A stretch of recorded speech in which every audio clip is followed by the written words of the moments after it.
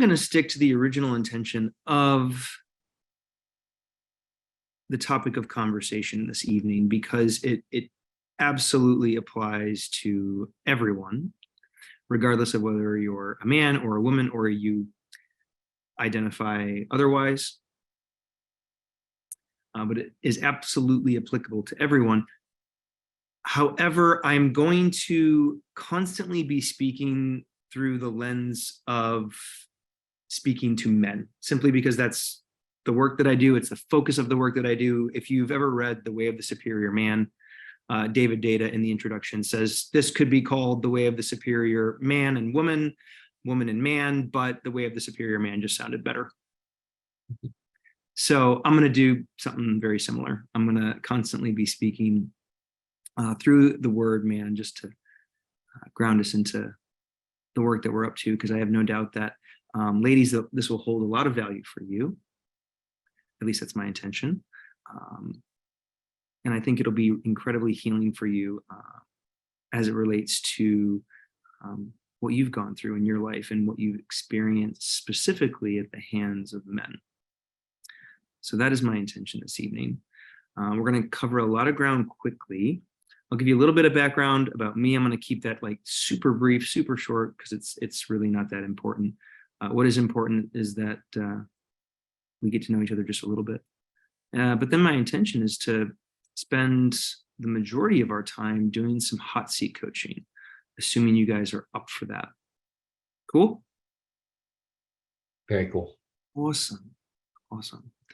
So my name's Jake Kauffman. I'm a transformation coach and spiritual mentor to men. I've been doing this work for, going on 6 years now. Feels like a lot longer than that. I've been in the personal development space full time for over 10 years now. My background is in corporate healthcare. I was part of a startup. We built a proprietary healthcare technology platform. I was number 7 at the company. And I would love to know how many of you can relate to this, by the way. Within a very short period of time, within less than 18 months, we were able to go from basically nothing to over $4 million in annual sales. So it was very rapid growth. I happened to be the first salesman at the company. And so within that rapid growth, I experienced a lot of personal success. But ultimately, after the dust settled, for lack of a better phrase, I found myself with everything that I set out to accomplish, having achieved all of it, and fundamentally felt unhappy, unfulfilled, and empty. How many of you can relate to that? Anyone here? A couple people raise their hands, several people raise their hands. Awesome. Ryan gave me the rolling fists, so double time. Awesome. And so ultimately that sent me down a path of interpersonal work and development, because I started to key in on the fact that I was essentially living out the beliefs and the identity that I picked up between the ages of 2 and 7. And unless you've done an incredible amount of work, and I'm not saying that you guys haven't. In fact, this is a room full of people who have done probably some substantial work. The same is true for you as well. Same is true for most people. Most of us are simply living out an identity and living out beliefs that we picked up between the ages of 2 and 7 years old. So my goal in the work that I do with men, we want to talk about like my life's purpose, because Travis encouraged me to share that. So my life's work, my life's purpose is all about transformation and transcendence, period. It's in taking men from the first half of life to the second half of life, where in the beginning, they are all about individuation, and they find that to fundamentally be incomplete and insufficient at a certain point in time. In other words, the hypermasculine game that most men rely upon in order to become successful, it was always meant to fall apart. The unfortunate reality is that most men get stuck in this phase of development, where they are, however consciously or unconsciously, trying to prove, trying to protect Performance is the calculus that the ego best understands. And so you have this obsession with improving, say, for example, around faith, family, fitness, and finances. Not that there's anything inherently wrong with any of that necessarily, but unfortunately, it has an incredible number of men performing over top of their neglect, their abuse, or fundamentally speaking, their pain.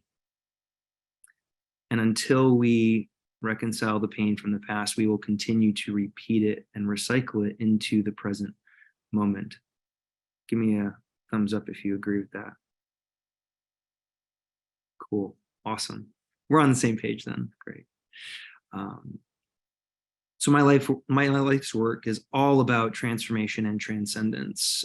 The work that I do with men is I take men to places that they are incapable of going within themselves alone.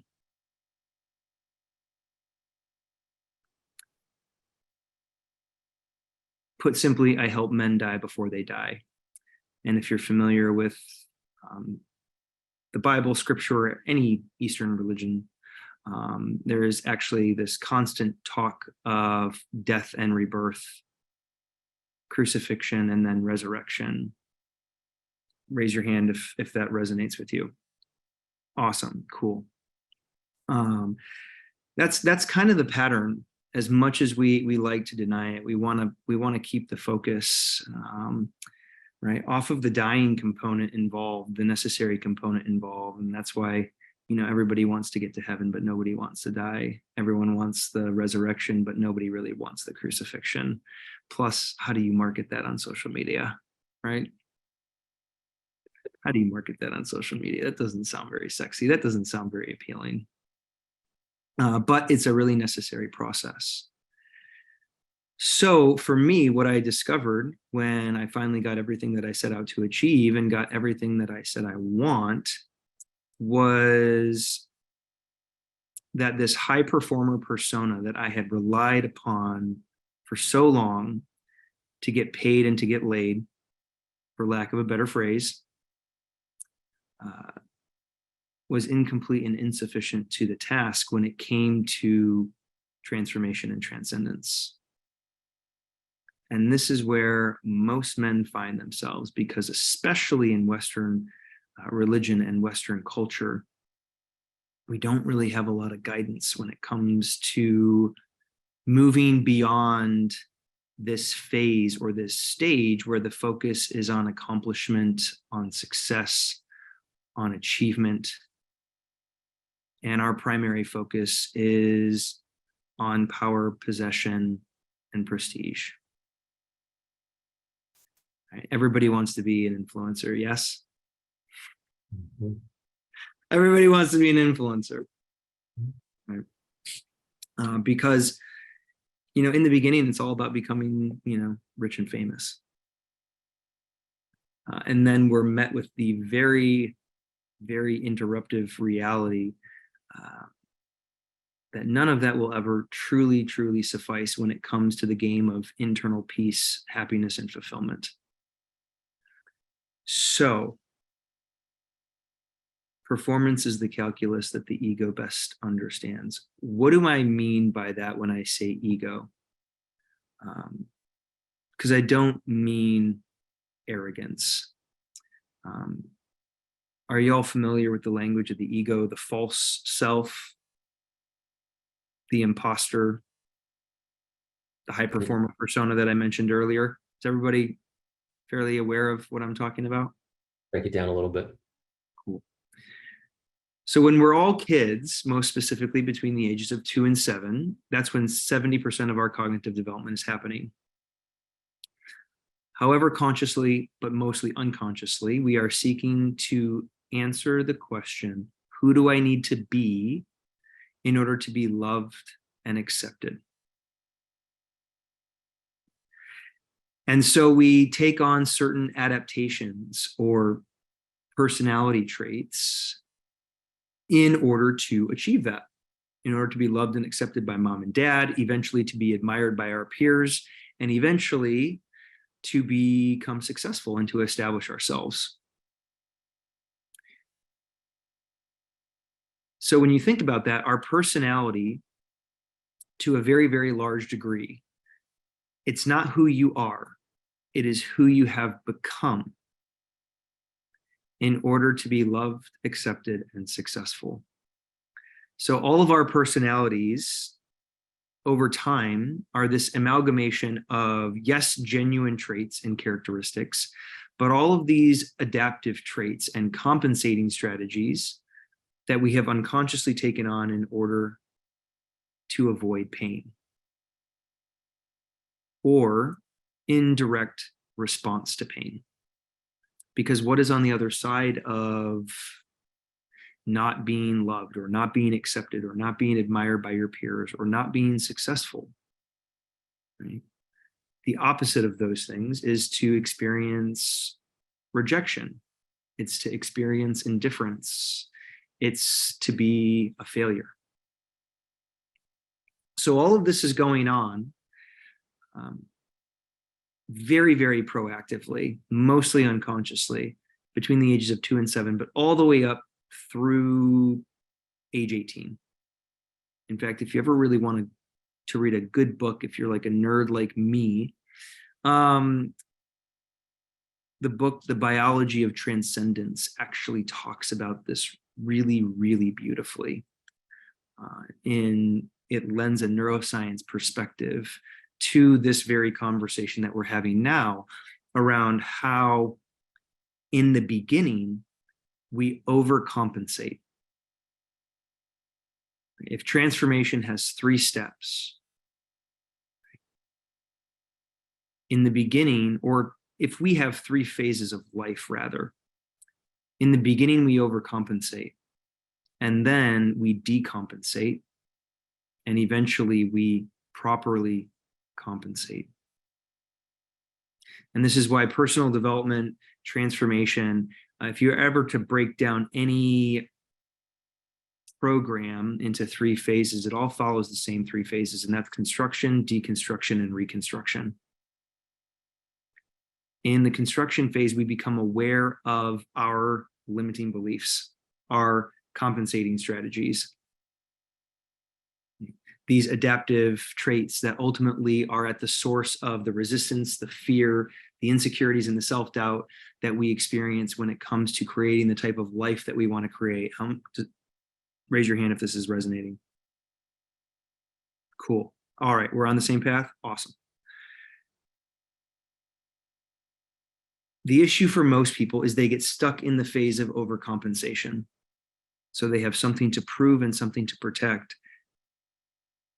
Again, most of this is occurring unconsciously.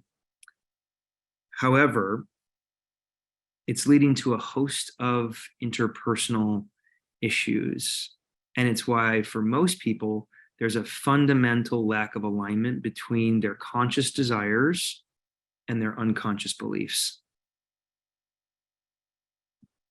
The only reason that we don't actually have the life that we say we want, make the money that we say we want, have the relationship that we say we want, the connection in that relationship that we say we want, is because of that. Is because of a fundamental lack of alignment between our conscious desires and our unconscious beliefs and motivations. This creates a lack of congruence, as you can probably imagine, where our lyrics just don't match our music. Our actions don't match our words. Well, what is ultimately responsible for that lack of alignment? It's fear, it's resistance, which is why in the work that I do with men, the first and most important question is and always will be, what have you been doing with your pain?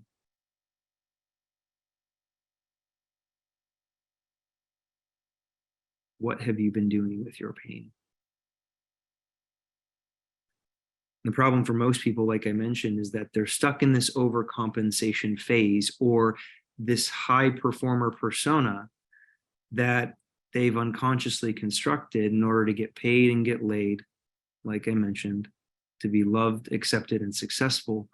But it ultimately has us at odds within ourselves, because all we're doing is masking. Now, what do I mean by masking? The word personality literally comes from the Latin word persona, which quite literally means mask.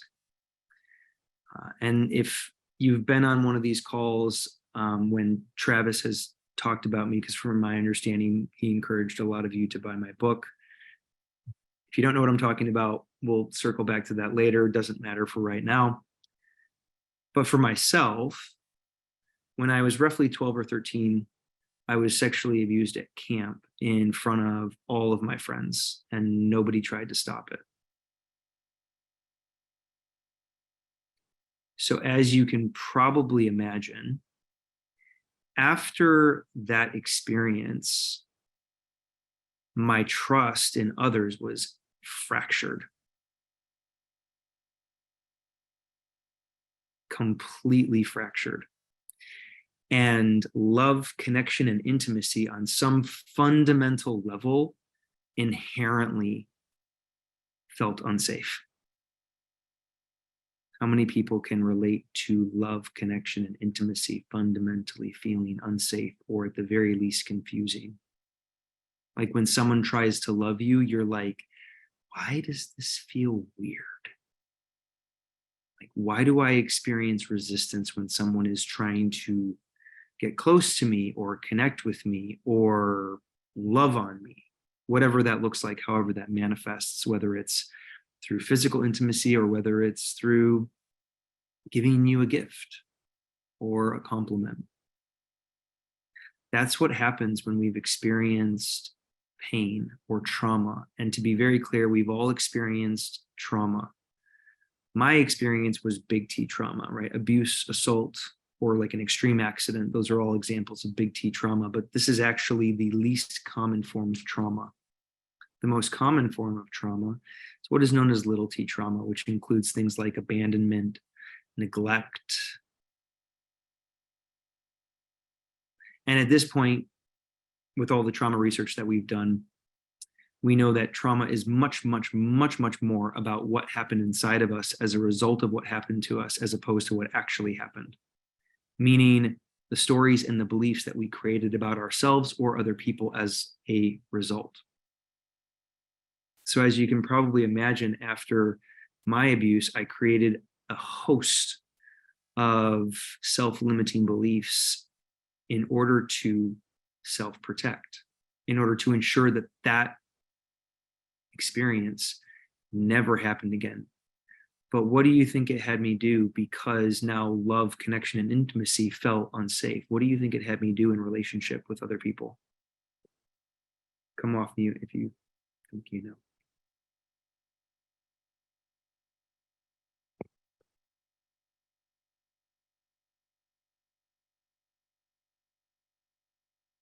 Nobody's taking the bait. Push them away and not There we try. go. There we go, Bree. I didn't know if we should talk. I was gonna say closed off. Yeah. Closed off or push them away. 100%. Yep. Now, I was very unconscious to the fact that I was doing it until I started to key in on the fact that I was repeating this pattern, that I was repeating this pattern with not just, friends, family member, but also in romantic relationship as well. And as Carl Jung once said, until we bring the unconscious to the conscious level, it will continue to direct your life and you will call it fate.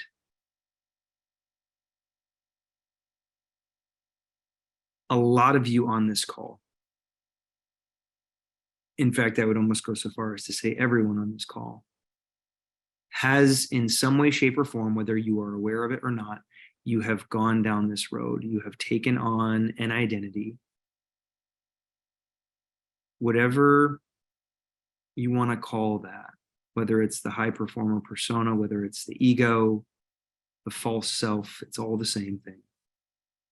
You have taken on unconsciously this identity in order to protect yourself.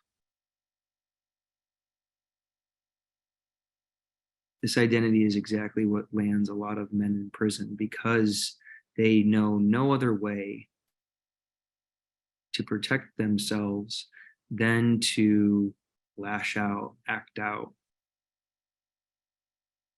Because let's be honest, were any of you ever taught how to be angry? Not at all. Very, very few people were ever actually taught how to be angry. I was never taught how to be angry. Now, men don't have anger issues. We have unresolved or unfinished grief issues that simply manifest themselves as anger. So the work that I do with men is to fundamentally support them in transitioning over from this identity that is very, very focused on accomplishment and achievement, that in the end only leaves someone feeling empty and wanting, unfulfilled, not knowing peace, no matter how much success they have. Raise your hand if this resonates with you, or if you know of someone who fits this bill. Yeah. I'm seeing pretty much everyone raise their hands. Right? The high performer persona game that we all rely upon, whether you're a man or whether you're a woman, in order to become successful, whether it's successful in business, whether it's successful in relationship, in order to get people to love you, whether it's being a good parent. I want to position the notion or the very real possibility that we have all taken on this identity that isn't actually us, but simply a representation of who we think we need to be. That ultimately causes us to push away love, push away success, push away intimacy, self-sabotage, which is really just to say self-protect,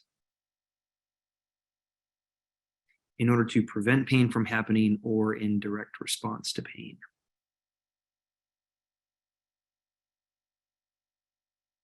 So, I want to position the idea that the best way, in fact, the only long-lasting, sustainable way for you to create the life that you want to have is not by way of achievement. Unfortunately, the vast majority of coaches online today are lying to you. They don't know that they're lying to you.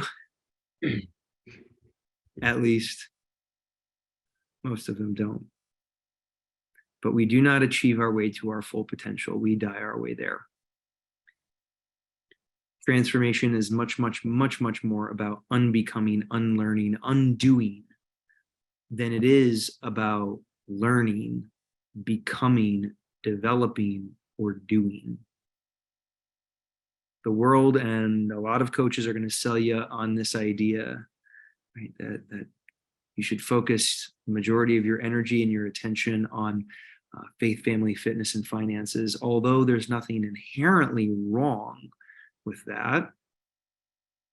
I think it's noble to strive for more to a certain degree. That's not the question. The question is whether or not that's in response to you overcompensating, performing your way over abuse, over neglect, or simply over your pain.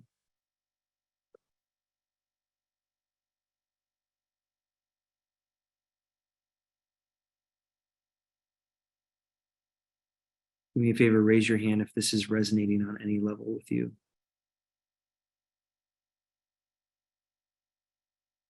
Awesome. Awesome. How many people of faith do we have in the room? Just out of curiosity, because I know that's quite a few people. Awesome. Great.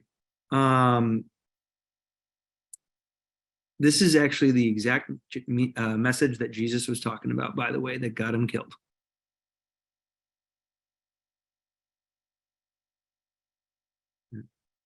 There are two, not that I would ever call myself a prophet, but there are two ways of being a prophet. The first way is the way of Moses, and that's to tell the enslaved that they are free. That's what most people are doing online nowadays.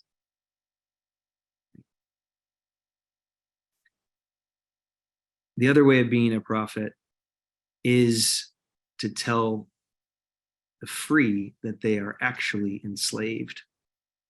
And that, my friends, is the more difficult path of Jesus and is at the heart of everything that I have talked to you about for the last 25 minutes. So if you strive for more, which I'm guessing that's true for all of you, because otherwise, why sign up for a program like this? If you strive for more,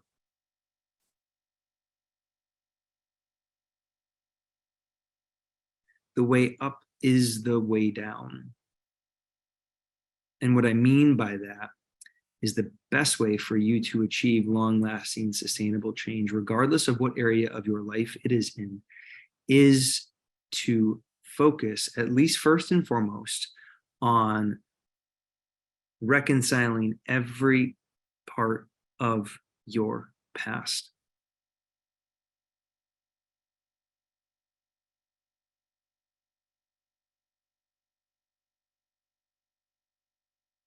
Because the only thing, as I mentioned, that stands between you and the life that you really want is resistance.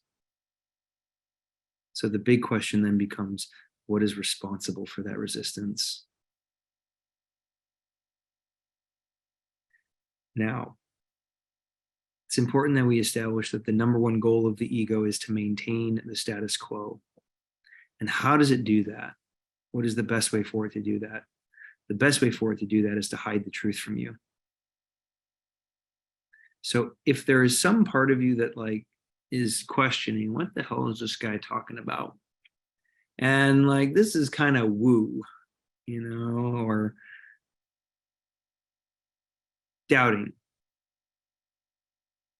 I would encourage you to simply, for a moment, recognize or take a step back from that internal conversation, that voice in your head, and consider for a moment that that voice is not you, it is your ego. It is the false self, the false persona, the imposter.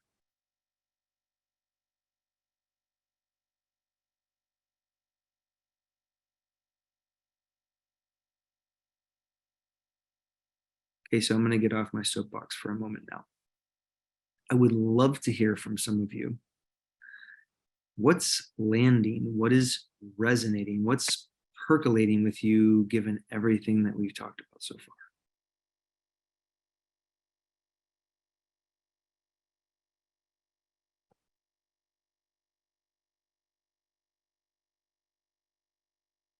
Jacob, Is that Scott? that is me. I'm still cycling in my head the first few things you talked about of construction, deconstruction, and then reconstruction. Yes, sir. Trying to evaluate within those three periods where I am, Sure. where I really am, where I think I am. Yep. Where I was, where I am, and where I should be or could be. Great. Let me address that one part for you. Okay. I promise all of you, because how many of you are thinking, how do I get there? How do I get to that point of a peace that surpasses all understanding, like Jesus talks in the Bible, or my life's purpose, or transformation and transcendence? How do I accomplish that? How do I achieve that? How do I get there? How many of you have thought that at all? Or are thinking that now because I just positioned the question? Great, cool. Glad that we're talking about this. Thank you for bringing this up, Scott. And then I'll go deeper into your question here in a moment. If you go down the path of personal development, self-growth, healing, whatever you want to call it, long enough, I promise you this, you will be taken there.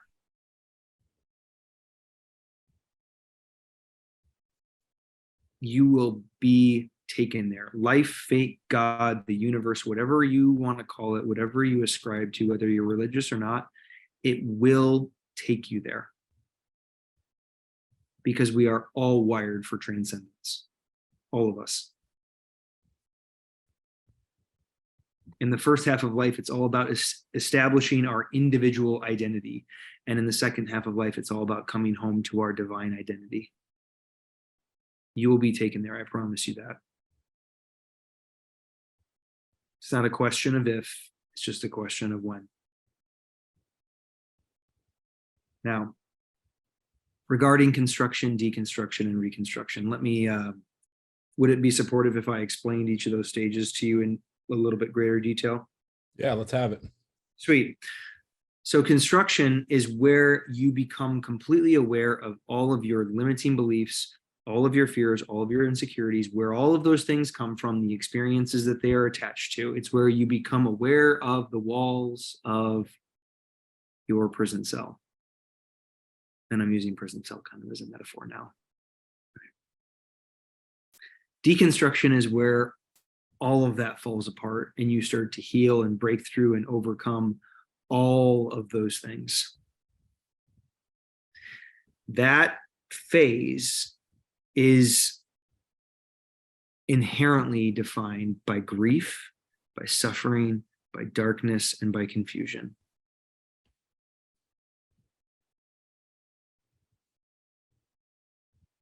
This is where one experiences, if you're familiar, a crisis of faith and a dark night of the soul. Most of you are probably familiar with the dark night of the soul, yes? Or you've heard people talk about it? No? Okay, I see Chase shaking his head. Awesome.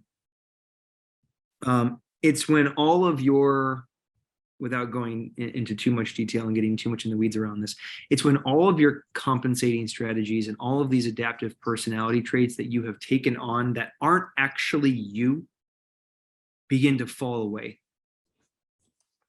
And you are met with all of your pain. I actually talk about this in my book quite extensively because eventually where I was led to after doing some pretty intense healing work around my abuse was it ultimately led me to share my story of sexual abuse on social media because I recognized that so many men and women, but so many men in particular had been through what I had been through, oftentimes much worse than I had experienced. They just had never told anyone. In fact, less than 1% of men ever report their abuse, whether it's sexual, physical, or otherwise. They say that women, that 1 in 3 women at some point in time in their life will experience some form of sexual abuse or sexual assault. And from what I can tell you, it's the same with men. It's just that men don't report it.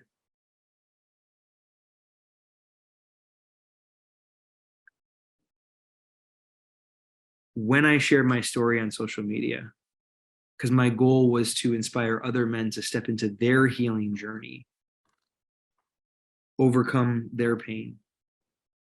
Right? Most men pass on their wounds and not their wisdom. So my goal was to inspire people to go on a healing journey themselves. When I did, my nervous system, my entire nervous system collapsed, and I suffered from what is clinically referred to as an acute nervous system breakdown, which the best way to describe it is it was like a panic attack on steroids. Because the level of connection that was created by virtue of me posting, as you can probably imagine, I started to get a ton of comments. I started to get text messages and phone calls and DMs from people, from friends, family members, apologizing for what had happened, trying to console me and all these different things. The level of connection that was created by virtue of me sharing was too much for my nervous system. Because like I said previously, after the abuse, connection, deep connection, intimacy with another human fundamentally felt unsafe. So I started to do what most people do when they experience abuse. I started to act as if. I started to act as if I was fine. I started to act as if I was successful, as if I had it all together. How many of you can relate to that? Because when you grow up in religion, or when you grow up in a achievement-oriented society, which if you're in the United States, which I think everybody is, or Canada, spoiler alert, that's exactly what environment you grew up in. This tees us up for a life of performance, where we inherently suppress the less than ideal qualities and characteristics about ourselves, and we bolster and we position the ideal qualities and characteristics about ourselves. This creates a pressure cooker. And whenever you live inside of a pressure cooker, you need a release valve. In other words, you're gonna need a coping mechanism.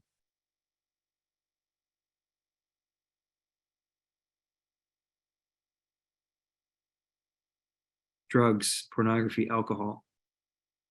But we can also add eating, shopping, extreme sports, video games, your phone, the internet. I could go on.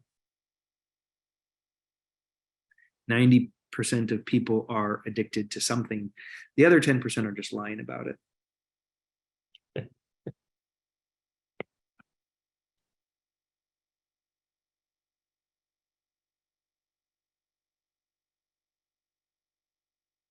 Scott, to circle back to your question and tie a bow on it.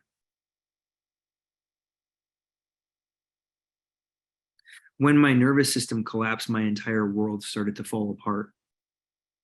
Because as you can imagine, the masks that I hid behind in order to ensure that nobody found out about my most shameful secret, this really terrible incident of sexual abuse, all were ripped away in that moment. There was no more hiding. And most men are hiding. I think that's why Thoreau said that most men lead lives of quiet desperation. All of those masks, all of those coping mechanisms, those compensating strategies that I had used to hide behind, to act as if I was successful, fine, and had it all together, were all ripped away in that moment.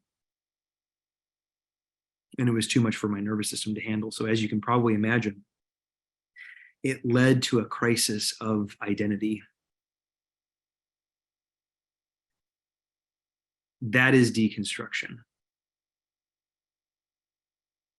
where you feel fundamentally out of control, limited, confined, restricted, suspended, where all of your strong willpower and the mental resources that you have, however consciously or unconsciously, built up and reinforced over likely decades, are not a match for what you're experiencing. That is deconstruction. Reconstruction is when you have come out of that.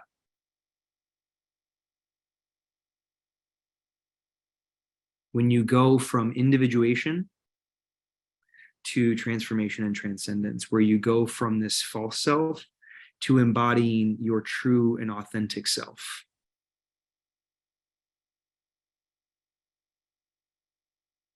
Over 350 million prescriptions, anti-anxiety prescriptions in specific, were written just in the US alone last year.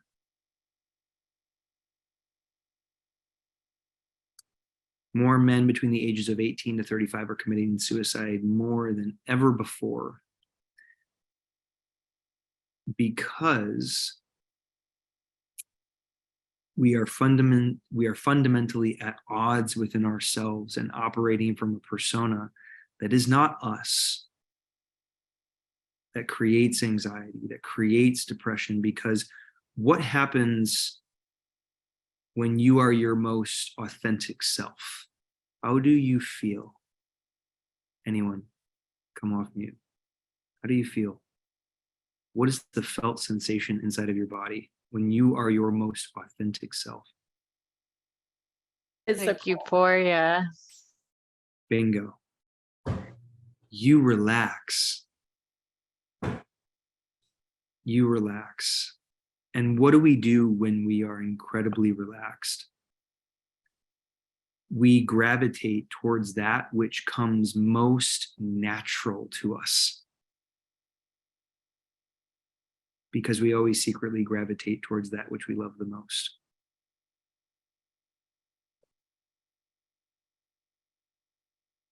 Reconstruction is when you return home.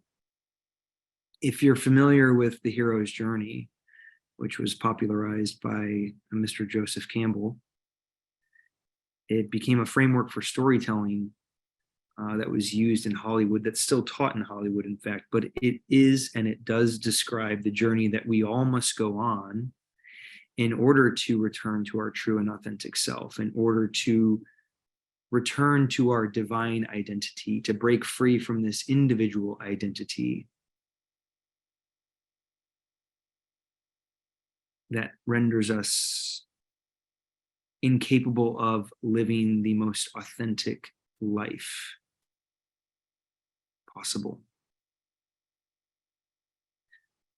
How many of you are familiar with the number one regret of the dying? could I ask a question real quick? Yeah. My son was screaming, so I was like, bad time too. But can you go through the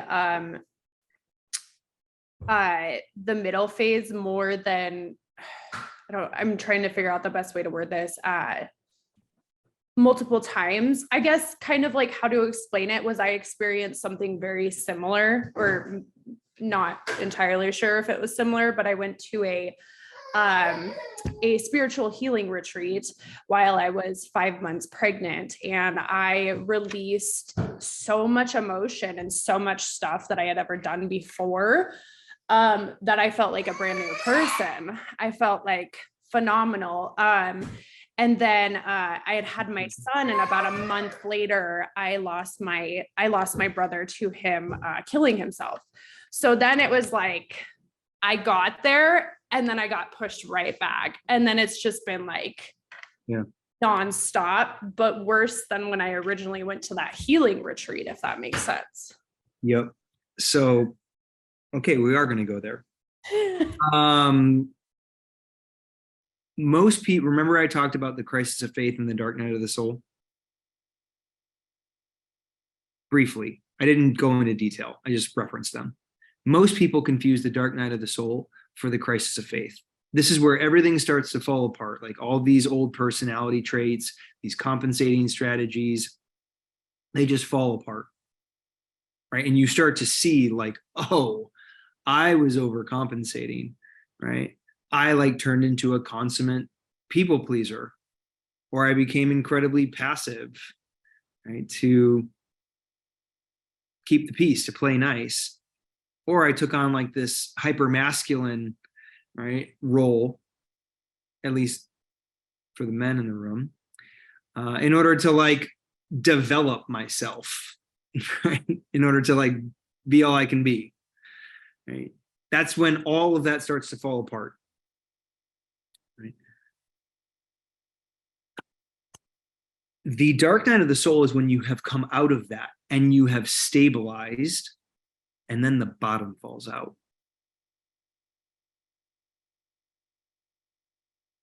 So for you, it sounds like on some level and to some degree, when you went to this spiritual retreat, you had this awakening.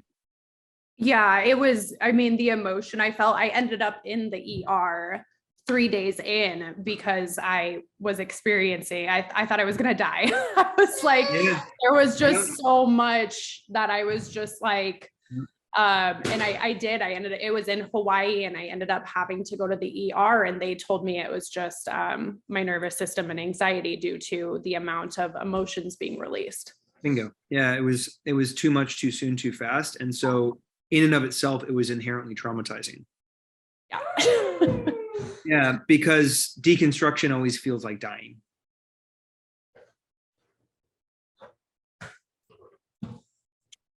The dark night of the soul is where you have come out of that. You have stabilized to a degree and the bottom falls out. And in this case, it sounds like that bottom falling out was your brother dying.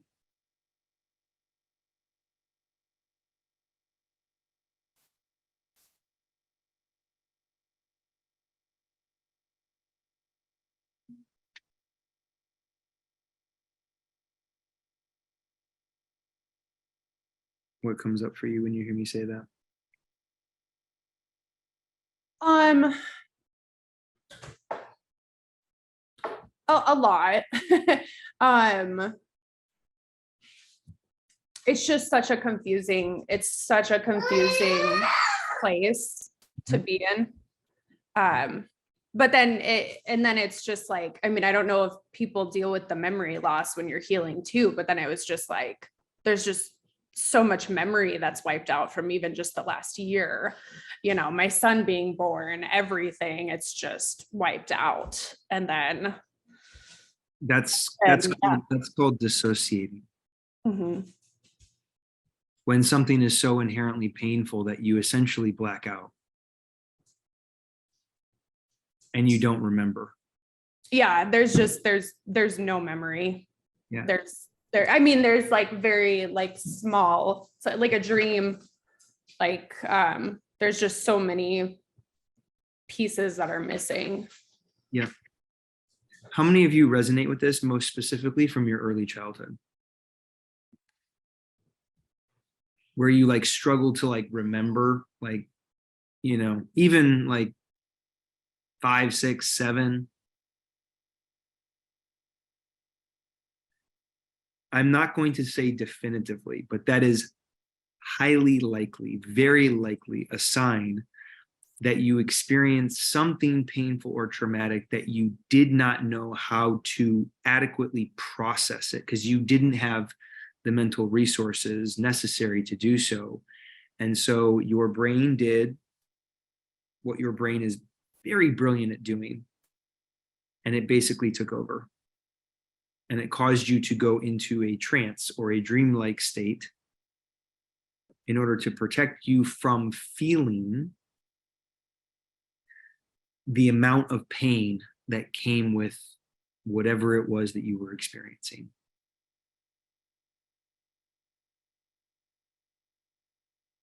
How many of you know of people who, when they drink, they cry? They start to break down. Yep, hands, hands, hands, hands. You want to know why that is? Because their prefrontal cortex is blocking them from experiencing that grieving. Well, guess what happens when you drink alcohol? What does it numb? It numbs your prefrontal cortex. So it's no longer acting as this brilliant filtration system because now it's intoxicated.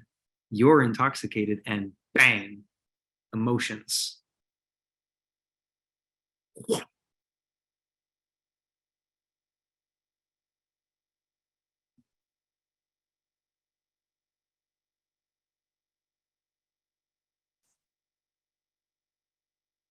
Kayla, thank you for sharing. Did I pronounce your name right? Yeah, thank you. I appreciate you taking that in and giving me your feedback. You're very welcome. But yeah, deconstruction always feels like dying.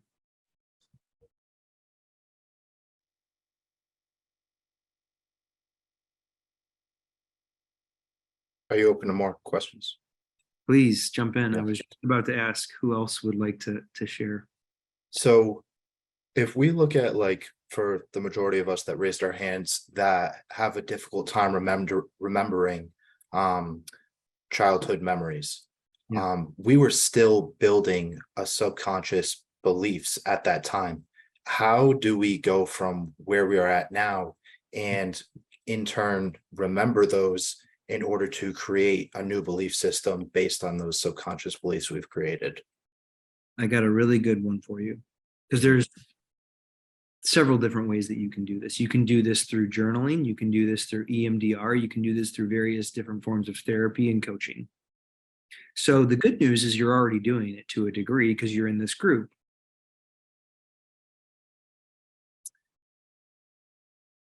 But if you would like a tool that I can give you that I have found that is incredibly, incredibly powerful, so now is the time to grab a pen and a pad of paper to write this down, because this one you're going to want to noodle on for a minute. And that is, if my greatest strength is a compensating strategy.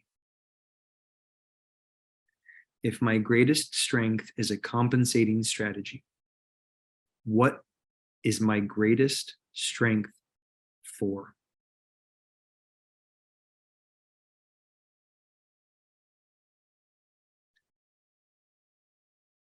Because oftentimes, for the vast majority of people,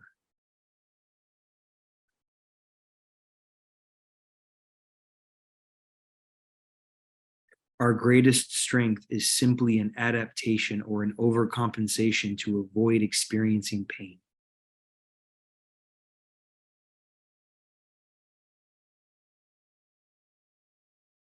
By the way, now that I've said this, you guys are going to start to see this all over the place. You're going to start to see people acting out these personas all over the place. And this is not a judgment, merely an observation. You're going to start to look at guys, for example, like how many people know who Sean Whalen and Garrett White are? Because they're super popular in the online space. Don't get me started, Jake. Anyway, neither here nor there. I mean, well, I'll pick one that everyone here knows. Donald Trump is a perfect, beautiful example of this. Of someone who is acting out or acting upon a persona that is not genuinely, authentically him.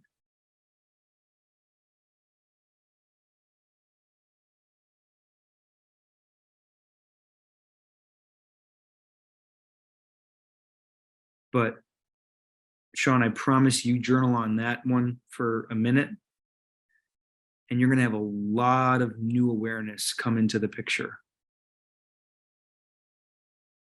Because awareness is the first step, right? We have to become aware if we intend to overcome, right? We have to become aware of what stops us. What are our internal blocks, barriers, limiting beliefs that get in the way from us transforming and transcending? Yes or yes, right? Awareness is the first step. You've already taken a step by joining this group, for example, by attending this call. Okay, so there will be a lot more of where this comes from. Reading books, listening to podcasts, journaling is also a great start.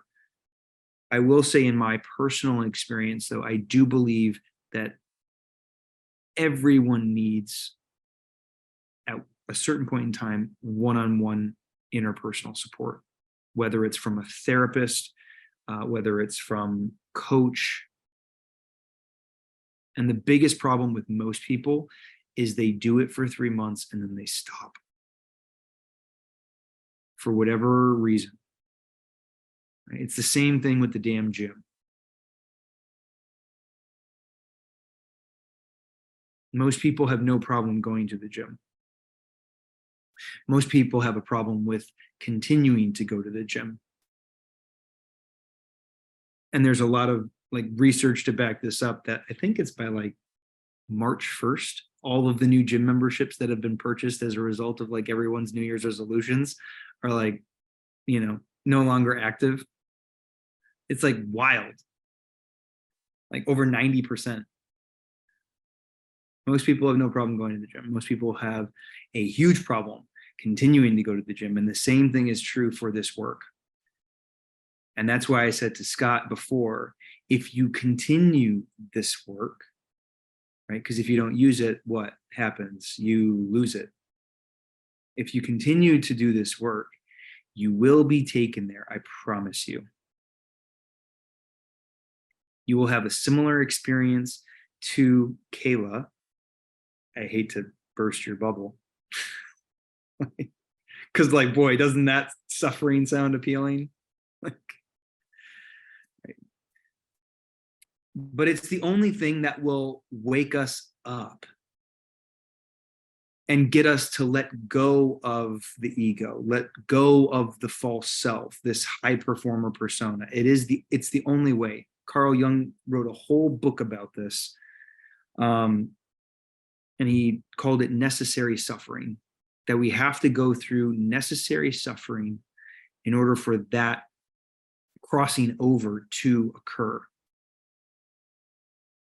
And he said that it typically happens by way of death, Kayla, disease, divorce, or like extreme doubt.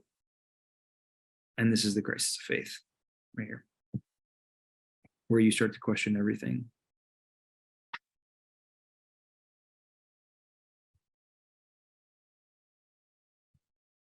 Is it- Michael, sorry to cut you off. Michael, do you have anything for Jake?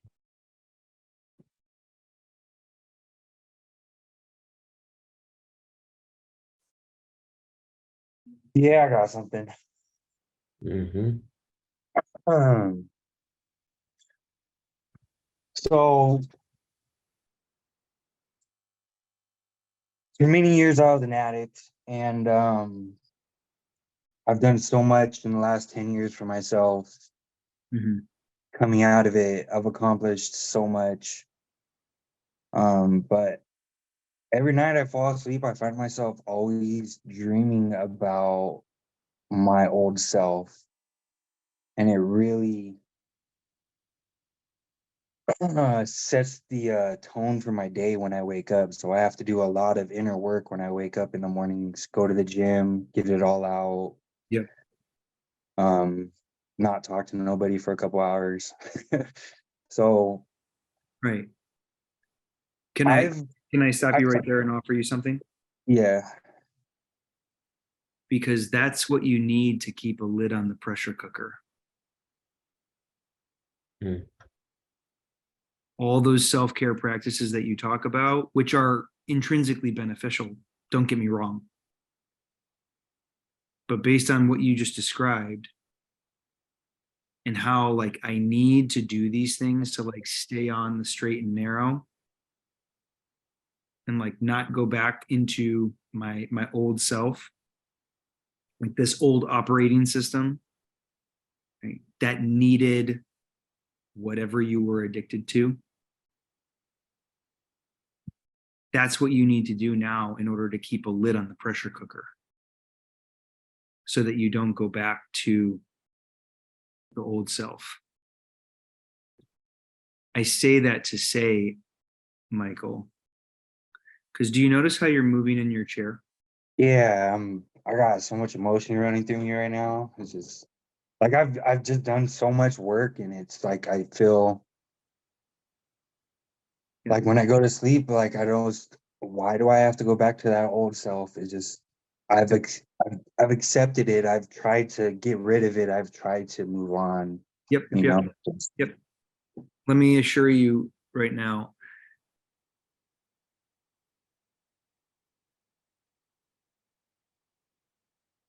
this says nothing about you whatsoever.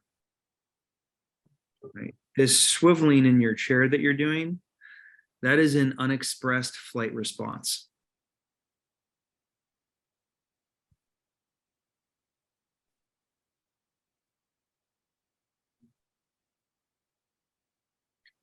You've been working really, really hard to keep a lid on things so that you don't go back here. And you've done a really good job in the process of moving from unhealthy coping mechanisms to healthier coping mechanisms. Like going to the gym, for example, right? So you traded out whatever, like drugs or alcohol or whatever the addiction was that you had in the past, right? And now you just substituted it for going to the gym. That's growth. That's growth, and you should be proud of yourself for that. Mm. And it doesn't change the fact that it's still a coping mechanism. There's no shame in that statement whatsoever. There's no judgment in that statement whatsoever, because we should not try to get rid of our coping mechanisms until we learn everything that they have to teach us about who we have become.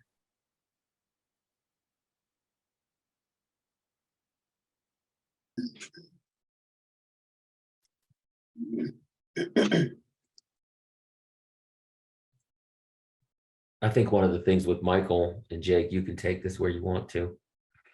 I think one of the things with Michael is that he brushes over the last X amount of years and changes almost like it's a foregone conclusion, almost like it was easy, almost like it. Describing the weather. Correct. Yeah. And I think, I tell him this all the time, like, I'm proud of you. I'm proud of what you're doing. You've been the one to change the trajectory of your family. Right. And I don't think that is anything. Nope. Because on some level, energetically and emotionally inside of your nervous system, whatever trauma was produced, excuse me, whatever trauma produced the energy and the emotion is still alive inside of you, which is why you have that unexpressed flight response going on.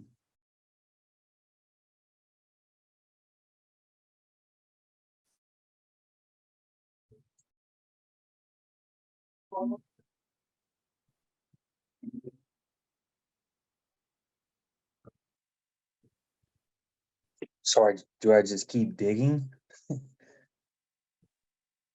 Do I keep doing journaling? Do I keep? So, I mean, I've peeled back so many layers of myself. I don't even know how deep. yep. I So, need to keep going. for sure. Well, awareness is where most people stop. I want everyone to hear that right now. Awareness is where most people stop. Their limiting beliefs come to the conscious level, the stories that they made up about themselves, other people, the world, right? In my case, love. Love is unsafe. Connection and intimacy is unsafe. That was a story that I carried around with me for a long period of time.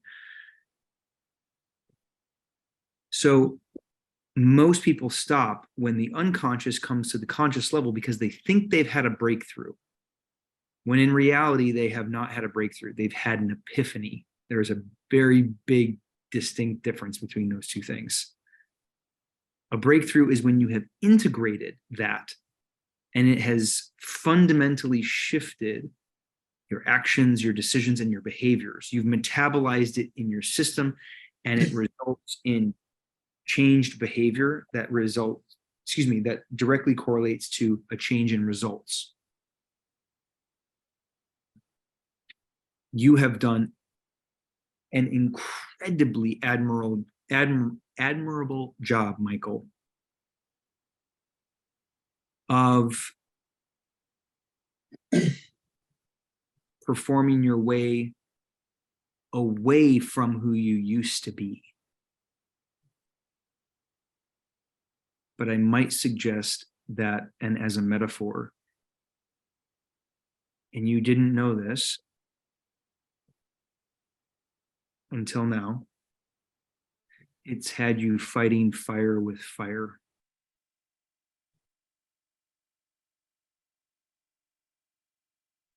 Trying to solve for the ego with the ego, which is why you're almost utterly reliant on those self-care practices and going to the gym in order to keep a lid on things and to ensure that you don't go back into your former way of living, doing, and being.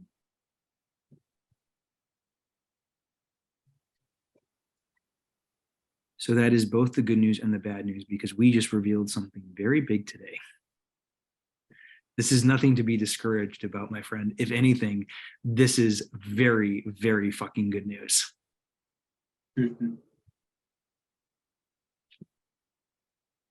Very good news, because now you can actually do something about it.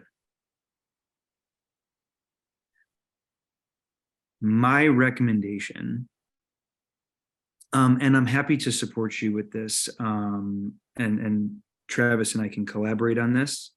What I highly recommend that you do is that you seek out the support of a somatic therapist.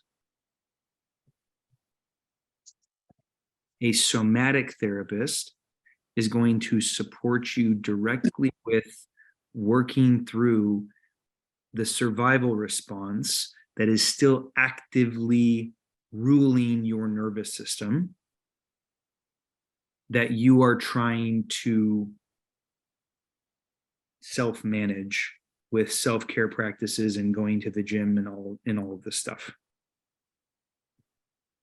Because until we do that, I hesitate to say spinning your wheels, because that's No, that's how it feels. That's how it feels. it's going to be kind of like rearranging the deck chairs on the Titanic.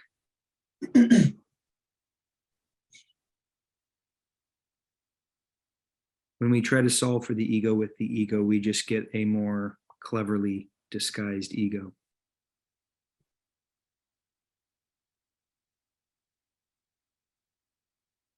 We'll work together on that, Jake. I'll put us together. We'll figure that out with Michael together. Yeah, yeah. Okay. That, in my opinion, my friend, is your next step. Thank you. You're welcome. Absolutely. Because once you renegotiate that survival response in your body, you're no longer going to be like utterly dependent on having like this really strict morning routine and making sure that you need to go to the gym and like meditate and do all these other things just to ensure that you stay off the bottle.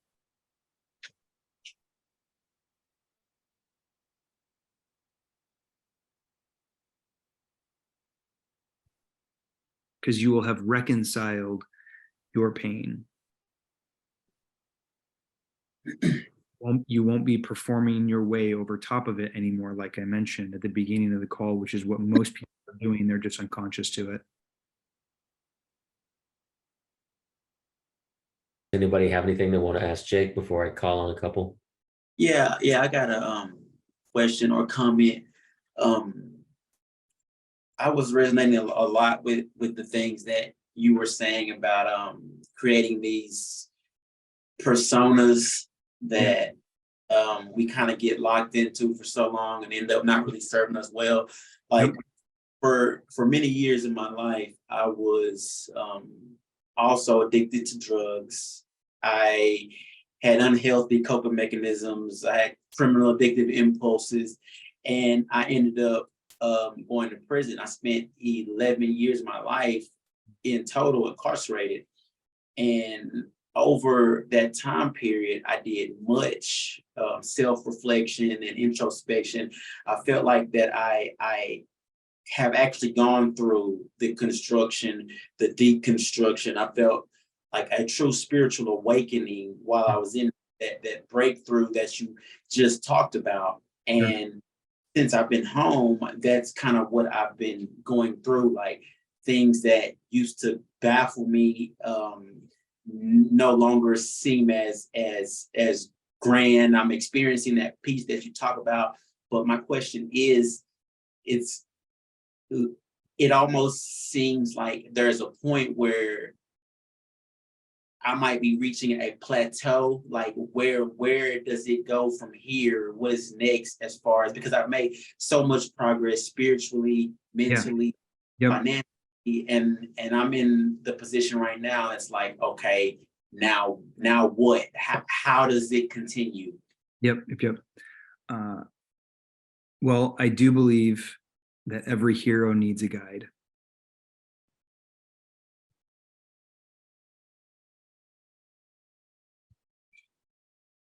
I'm not sure if you've ever hired a coach or hired a therapist or worked with one before, but in my experience, The reason that people hire people like me, like Travis, is because we see what they can't. This is how we identify blind spots, right? For example, that ultimately hold people back from excelling, from transcending, from truly transforming in a long-lasting and sustainable fashion. Because growth, I think we can all agree, exists on a massive spectrum. Yes or yes, right? Big time. If you've ever seen like a natural bodybuilder, great place to look. If you ever want to see how big of a spectrum there is when it comes to growth, whether it's physical growth or whether it's mental, spiritual growth, right? Both of those things, all of those things exist on a massive spectrum. So in my experience, whenever I think to myself, you know what, I think I'm good. I think I've done a bunch of work.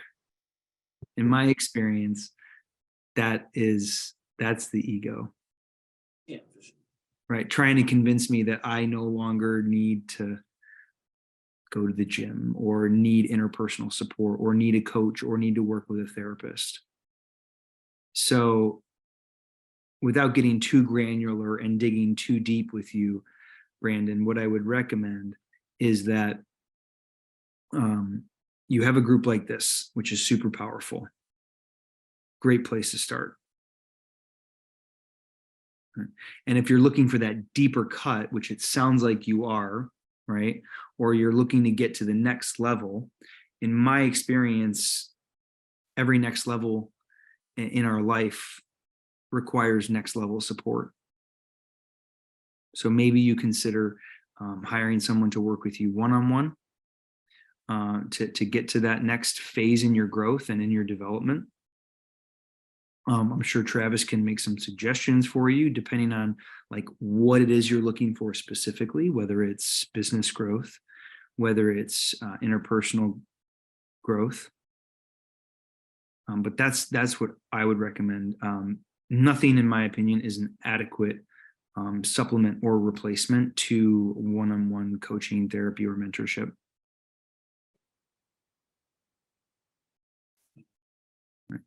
A great example of this is how many of you guys know Alex Hormozy? Pretty popular in the online space, yes. Brandon, do you know him? I've heard of him.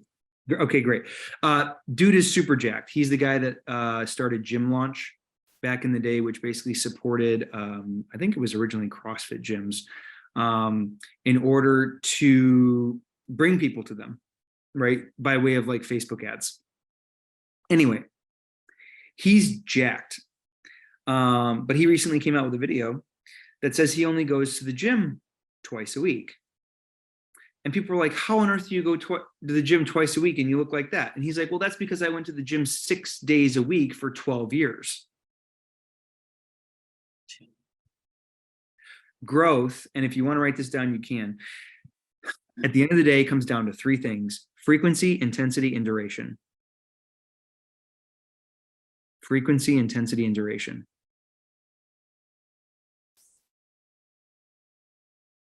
So let's use the gym as a metaphor, right? How often am I going to the gym? That's frequency. Duration is how long am I there when I'm there? And intensity, how intense is the workout? Right? Because if I'm taking like 5 minutes in between sets, like I'm not really getting the cardiovascular workout because the intensity is super low. That's going to limit or stall my growth, and I'm going to plateau eventually. The same thing is true for you when it comes to spiritual interpersonal support, or business support and business growth. Intensity, frequency, and duration. Yes, Bree. Sorry. But can you like overcompensate or be like overachieving in the process? Where does that line? Yes, you can. Absolutely. 100%. Well, and that's where you get to really ask yourself is what I'm working towards is what I'm working towards an unconscious attempt to mask over pain or insecurity. The question is never, what do I want, but why do I want it?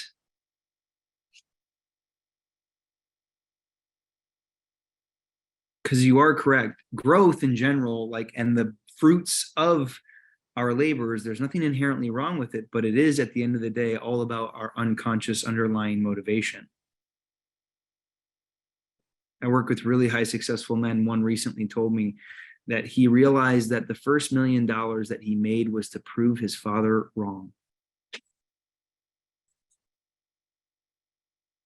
Which is why when he finally made all that money, guess how he felt? Empty. Empty. He felt empty. Because he was performing his way around his pain. He was just unconscious to it. So that would be a real brilliant exercise to walk yourself through. Rather than what you want and identifying what you want, ask yourself, why do I want it really?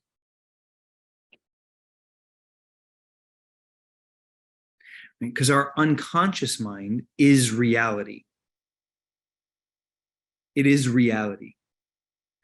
Like what we say we want is connected to our conscious mind. And this is why, people are rarely what they say, but they are always what? They are always what they do. They are always what they do. That's because what we do, our patterns of behavior is connected to our unconscious mind. Our unconscious mind is reality. Right? The fact that you are asking yourself that question, am I overcompensating? Because that's kind of the, pardon my language, but that's kind of the bitch of overcompensating, is you don't actually know when you're doing it. Well, I think I've actually gotten there to where I do know that's my pattern, but I feel like I feel like I've gotten to like a deconstructing phase, but I'm so lost on like who I am. Yeah. So I don't know how to like move forward into being a different person. Yep. If that makes sense. Yep. I'm going to encourage you to ask yourself a different question rather than who am I? Because that's a very esoteric, and I would almost go so far as to say very unhelpful question to ask ourselves. A much, much, much more helpful question is, what are you? This answers the question of essence. You are inherently worthy, inherently valuable, lovable, and powerful. That's the truth.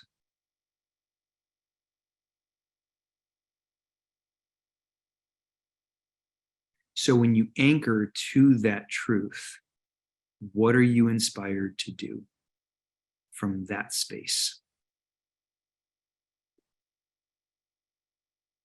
And see what comes through. This is why all of us need a spiritual practice, guys, to move beyond the mind. If you're familiar with the first words out of Jesus's mouth, if you were to open your Bible, it would say repent. But that's actually an inaccurate translation, because the Greek word for repentance is penitentia, but the actual Greek word used in the original scriptures was metanoia, which means new mind, or move beyond the mind. That's what that actually means. Move beyond the mind. The church made it about this like religious thing, like we need to repent. But it was right, of course, because it was right. That this is where juridical religion has absolutely like dropped the ball on so many different things. And religion has become largely mechanical and rigid and legalistic. Financially motivated. That too. Desiree, can you hear us? You still with us? Yeah, I can hear you. You and Caden have anything you want to ask Jake? Not at the moment, no. No, I'm good. Good, Thank good. you. Blair,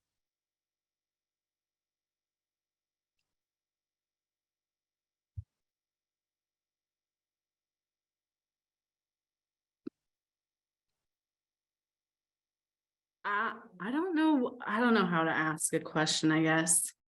I feel like a lot of things that you just talked about are kind of resonating with what I'm kind of dealing with at the moment. Unless Travis, you have a question for me that we talked about. no, just let it go, sister. I don't know. I don't know how to. Do I need to do potatoes? No, you don't. I don't know. Sorry. What is it that you're going through? Well, If you- there's a lot of let me walk away for a minute to a different room.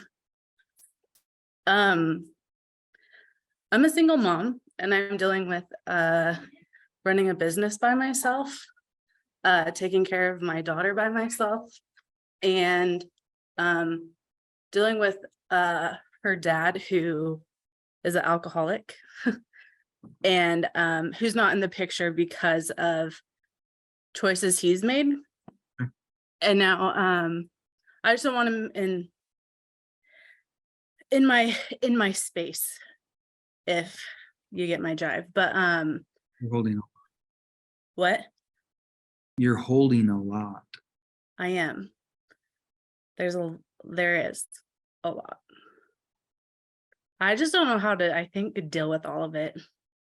I know I need to go to a therapist again because like you said, I did it for a long time and then I was like, oh, I've figured out all my things. I don't need to do it anymore. And I stopped.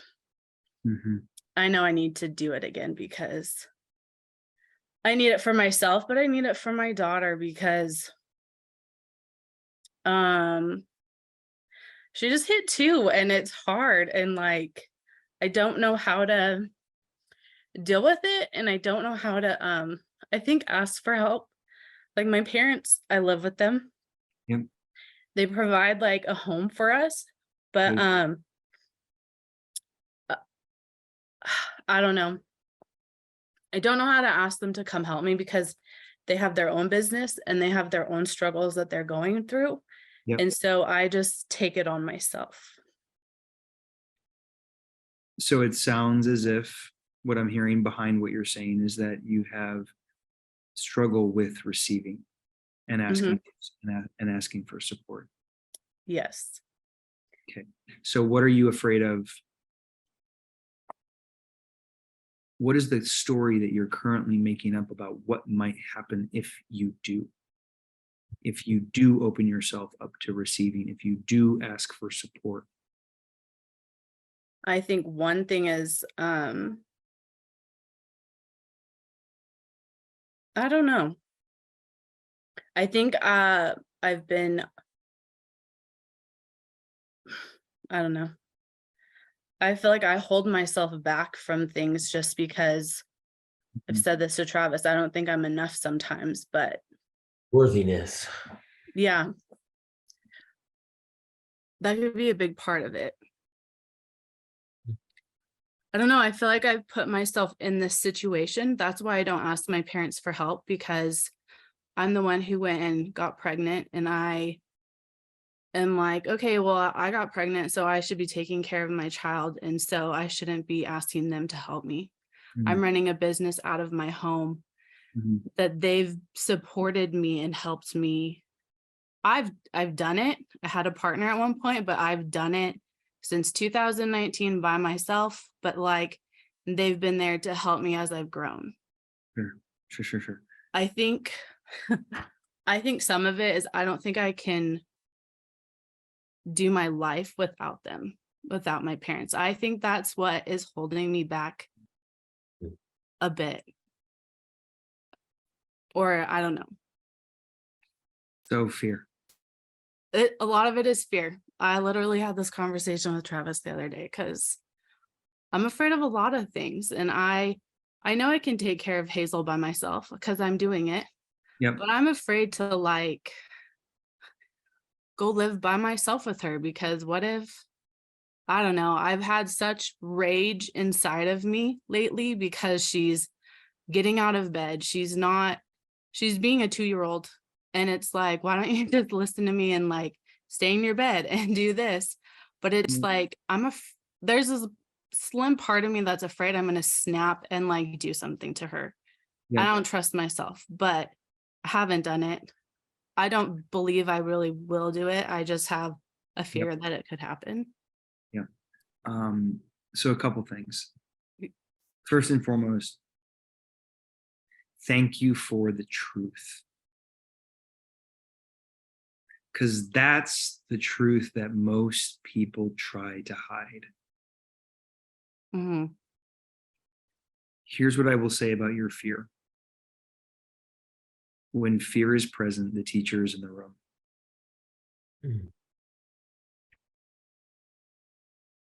Mm. Your fear is very holy.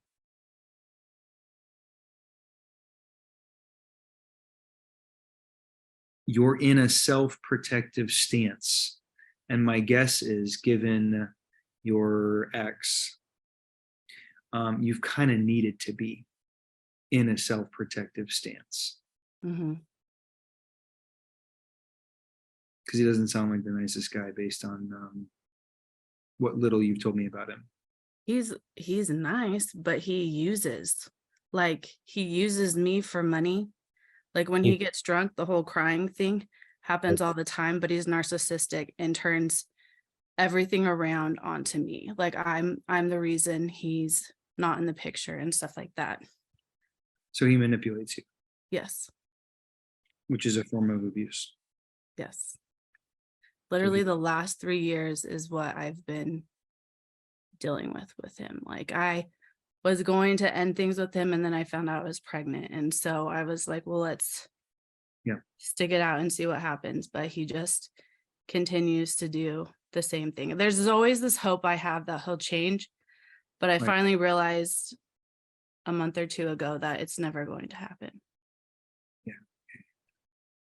And so I feel bad for Hazel because like she has my dad. My dad is the person who is being a father figure for him because Chris can't do it. And it breaks my heart. But I know that's what she needs to grow, is to have his my dad's influence and not I'm like blanking on the word, but anyways. So let me ask you this. Do you like living with your parents? Yeah, I enjoy it to an extent. Okay, sure. Do they like having you there? Yes. My dad. Have they expressed like an interest in seeing you move out or live on your own or anything like that? No. My dad would like me to be more financially whatever, but no. Yeah. All dads are gonna exactly. Feel that way about their daughters, especially when their daughter has their granddaughter. Yeah. That's one thing that's hard for me to walk away from being here, is because he loves coming home to her and he loves having us here. And I mean, he texted me today and was like, I hope you know that we love having you, because I love coming home to her every day. So here's what I'll say. Okay. Don't allow your self-worth conversation to get in the way of you staying at your folks. Yeah. Because it sounds like you got a really good situation going on there. Right. From all perspectives, right? Yes. Not just your perspective, which is the fact that you get support with your daughter, and there's more help and all these other things, right? The it's not all on you financially speaking, right? But also your daughter gets a healthy male, right, in her life, Mhm. father figure, and your parents get the joy of watching her grow up in these very formative years that go by so fast and that you never get back. Mhm. That's really beautiful.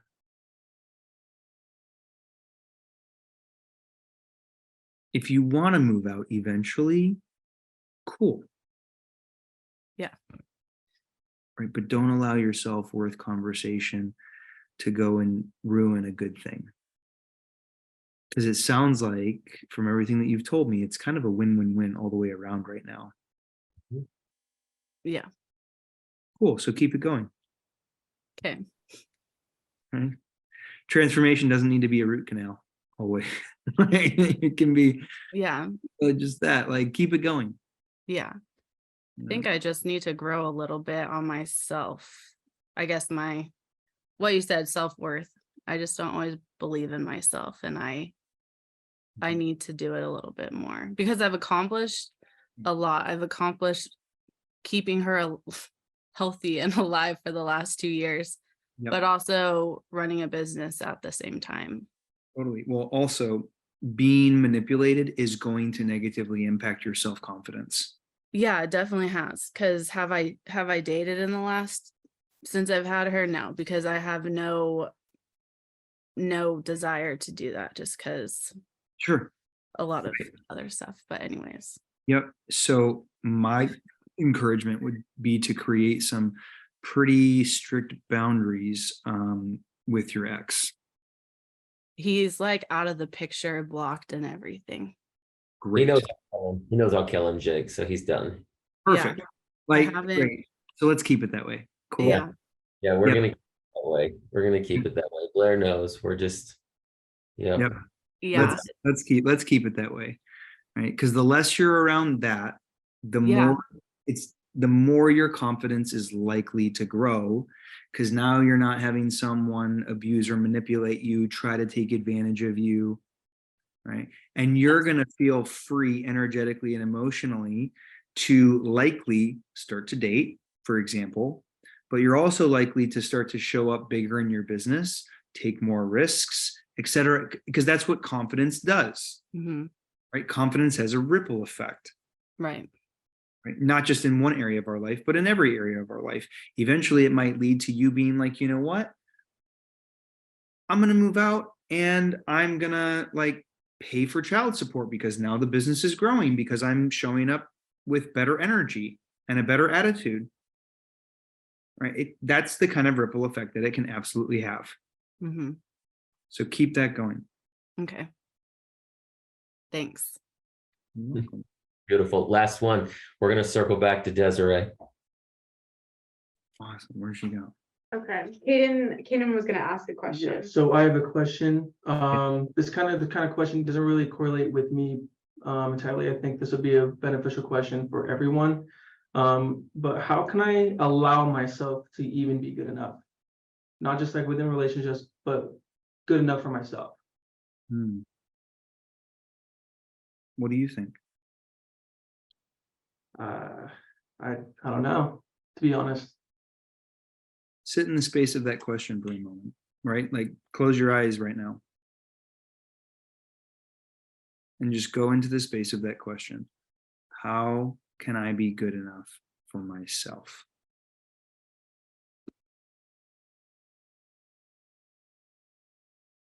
What would I need to do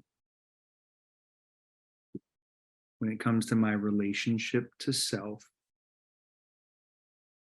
such that I feel good enough?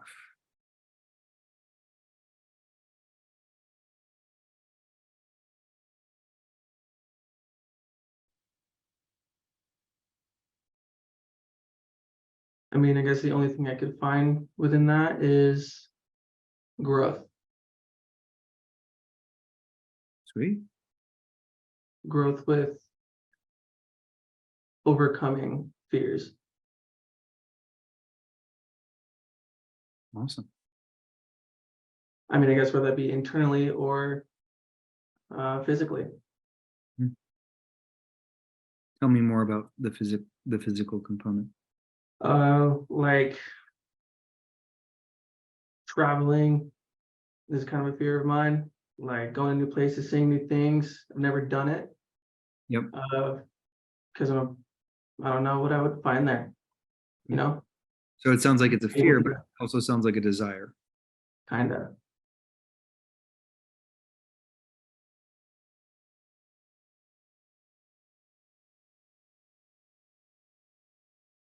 So what I'm hearing you say is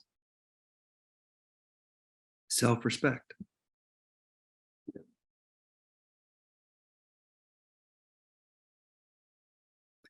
We cultivate self-respect by following through on what we say we're going to do, being true to our word, upholding our values. That requires knowing what your values are, though.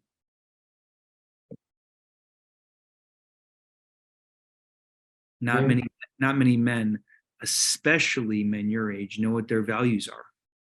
Right. That's how we cultivate and build a greater degree of self-respect for ourselves.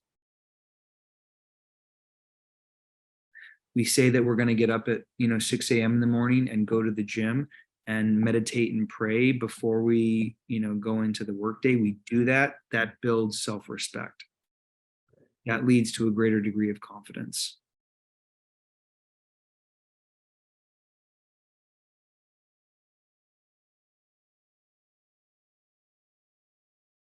Caden, some of these things that Jake's probably talking about are a little bit foreign based on some of your background and upbringing. Yeah. Just a little bit. Guys like you and I had a different way of showing the world how to get respect, huh? Yeah. A little bit different. So would it be safe to say that some of your ideas around becoming enough or becoming good enough are a little bit fuzzy because your adolescence, your juvenile, you had a whole different picture of what good enough looked like? Yeah. 100%. You and me both, bro. That's what most men are doing.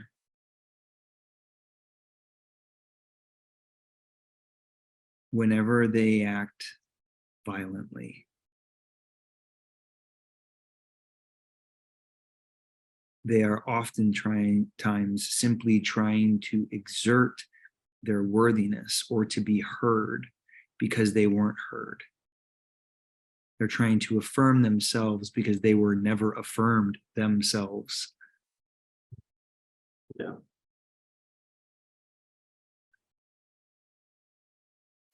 Your worth is inherent. It's like I told Bree earlier. There is nothing that you can do or not do, for that matter, to negatively impact nor increase your worthiness. Do you understand that? Yes. It is inherent. Your work is to seek and to find all of the barriers within you that stand against that.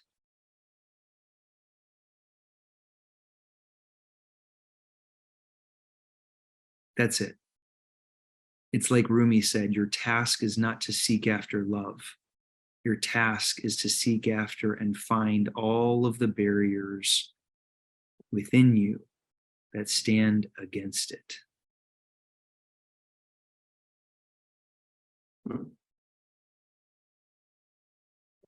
Definitely a different way of seeing it. Returning back to our true and authentic self, because we were all born with a clean slate. Yeah. So returning back to wholeness, back to innocence. It's a process ultimately of remembering who we really are, who we authentically are, our divine identity, because repeat after me, my deepest me My deepest me is God. is God.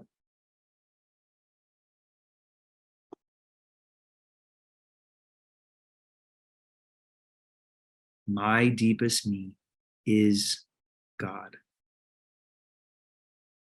That's not to say that you are God. I'm not a pantheist, right? Yeah. um, I don't believe that I'm a God. I don't believe that you're a God. But I believe that I'm in God, and I believe that God is in me. I believe that I come from God and that one day I'll return to God. That's what that is. My deepest DNA, my deepest me is God. Right. That's the truth. The more you seek and find the barriers within you that stand against or oppose that truth, the more you will be able to connect with it, and the more you will be able to embody it. You will have nothing to prove. You'll have nothing to protect. You won't be driven by comparison. You won't be driven by competition. You won't be driven by the need to be contrarian. All of that are egoic games.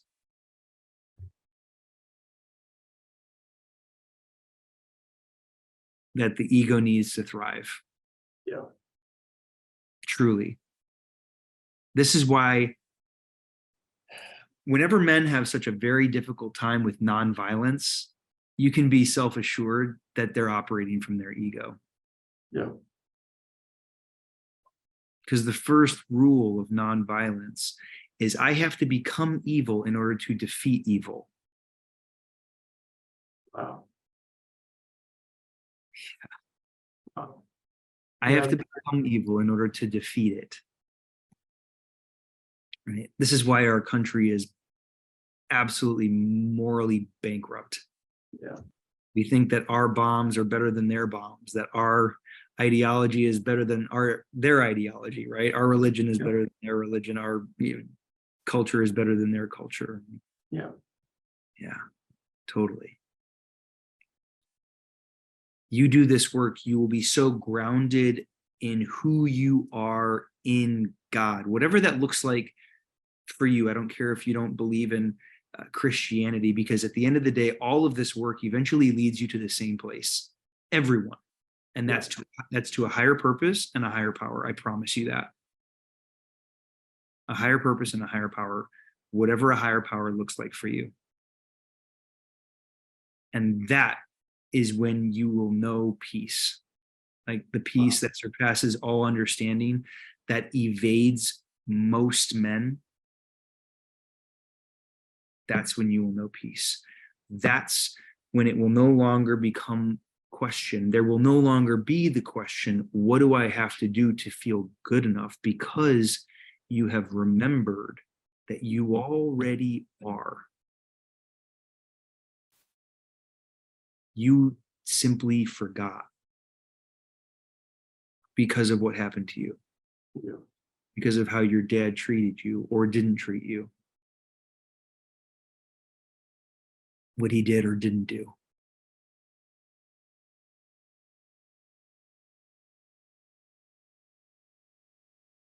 Beautiful stuff, Jake. My deepest me is God. I wrote that down, regardless of whether you told me to take notes or not. Yeah. You can take notes. Everybody else. But wow, it's beautiful. Just so everybody knows, Jake has a book. One of my I have purchased every single person on this call a copy of that book. You'll be getting it from me. And if you have already, like some of you on here, have already purchased that book, I want you to give it away to somebody else. That's my token of gratitude. I will also send everybody this recording, and with that, I will get with Jake however best you want us to communicate with you for those people that are looking for a little bit more construction, deconstruction, reconstruction with you. Yeah, Michael, happy to collaborate with Travis on working on getting you some of that support, because I have no doubt that it'll be life-changing for you specifically. For sure. All right, Jake. Nothing but love, brother. You and I can go till midnight, but 100%. let's go hug the women and children. And Amen. I appreciate you so much. You know that. Tons of gratitude and tons of love for you. Thanks, everyone. It was a great pleasure to be with you all this evening, and maybe we'll do this sometime again soon. Awesome. All right, everybody. Love you guys. Thank you. Thank you. Thank you. Thank you.